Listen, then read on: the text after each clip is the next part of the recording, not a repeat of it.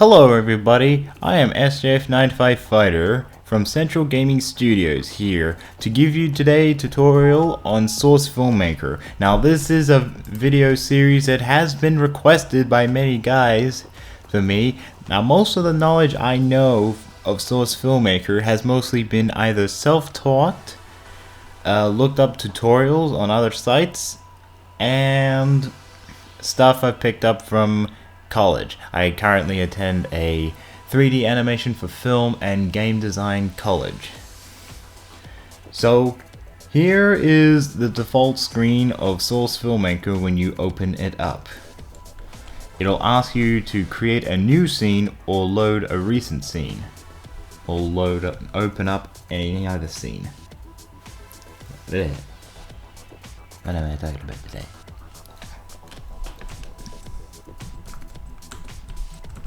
So for this scene, I'm simply just going to title it Tutorial, so I remember which scene I am using. I am currently running off several different scenes.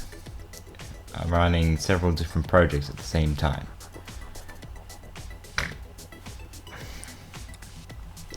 Now, depending on what kind of animation you're going for, you'll need to set your frame rate. Now the standard frame rate for most videos in America is set to 24 frames per second. Now most TVs and internet feeds in Australia here run at 25 frames per second.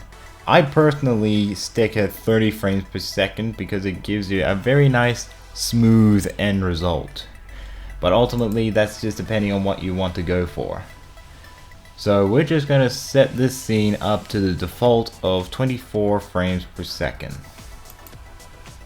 No, actually I decided against that. I'm going 30 frames per second.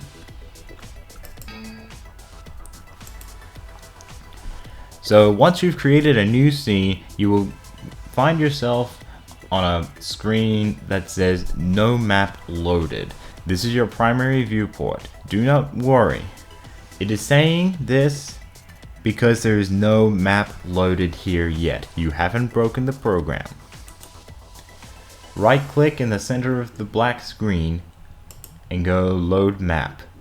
Now by default, when you first install Source Filmmaker, it'll have all the assets, characters, props, models, and maps from the games that Valve have released, such as Team Fortress 2 and Half-Life. This is very handy for starters up. You will have maps and assets characters to use. This is essentially the program that they use to make the trailer videos that you've seen of Team Fortress 2 and all of Valve's advertising campaigns. And all these maps in Workshop and User Mod are all downloaded maps that I've added in as extras. I have quite a lot here.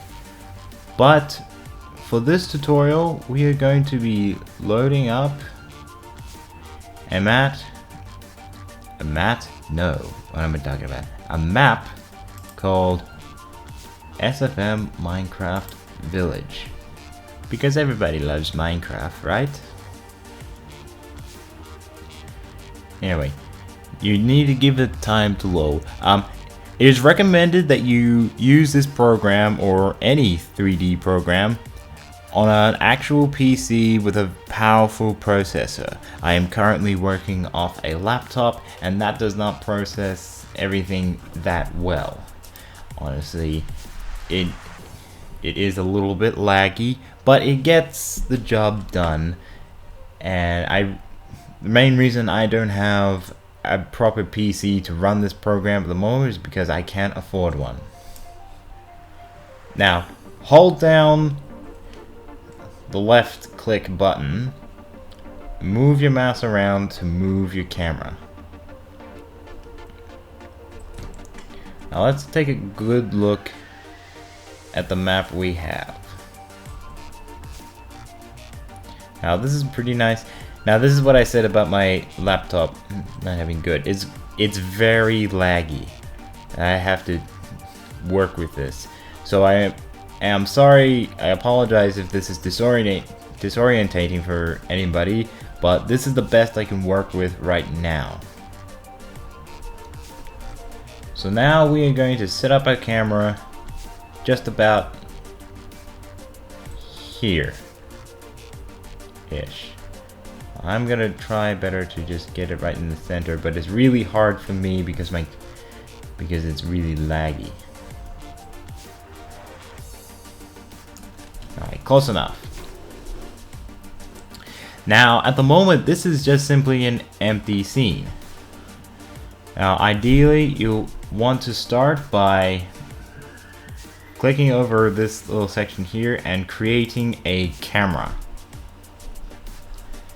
And now my viewport here is changed to camera 1.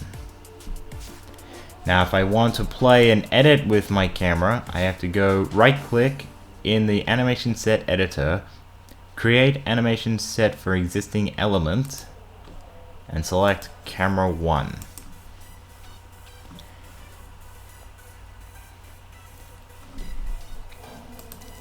And now, if I go into the motion editor, I can darken the scene or brighten it. I can turn up the intensity of the default lights or glow effects, and other fancy features of this program. Now, this is an empty scene right at the moment. Let's get a character in here. Now by default, like I said, you're going to start up with simply just the TF2 models and some of the Half-Life 2 characters as well. Now I've downloaded a lot of packs from other sites like Gmod and Facepunch, and also the Steam Workshop.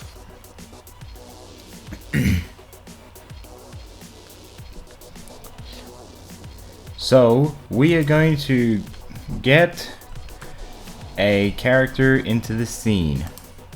Let's get Fluttershy in this scene. Okay, so unless you're using the Gmod pony models, you want to ideally get the source Filmmaker models.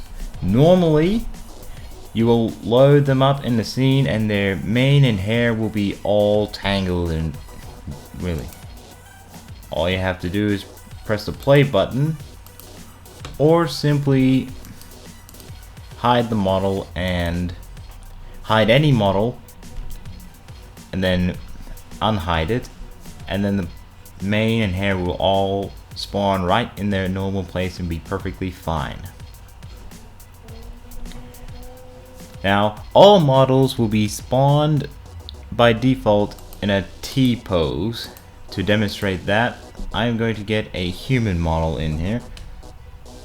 Let's take Iron Man and put him in this scene. So there you go. By default, you'll be stuck in a T pose. But let's just say you want to edit these characters, but you don't want to lose your camera angle. Once you have a camera set, you can go into your working camera. The camera position will stay there. You can come back to it, and you can work around your scene and edit your poses or your animation. I'll be covering animation in a later tutorial, but for now, I am simply just going to show you some of the tools that are used in basic posing.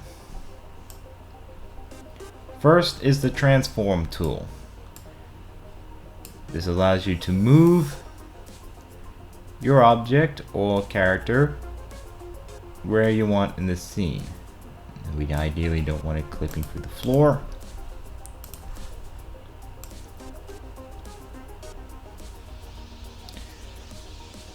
More often times than not, you want to try and get your characters have contact with their feet onto the ground. So this is a pretty good basic pose in the moment. Let's move them to the side.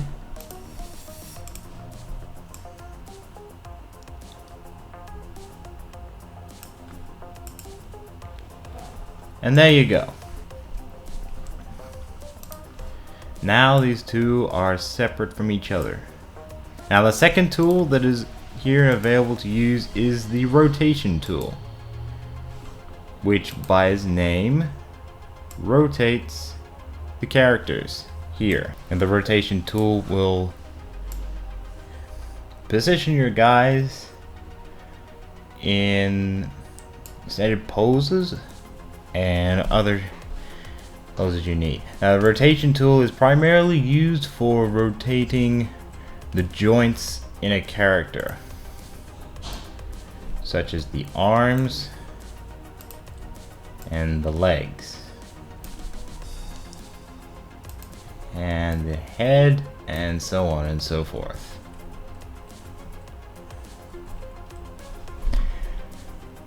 But all the poses for your scene all really depends on what you really want. But if you want to select your joints, you open up the model and you open up the body groups and you select each bone joint.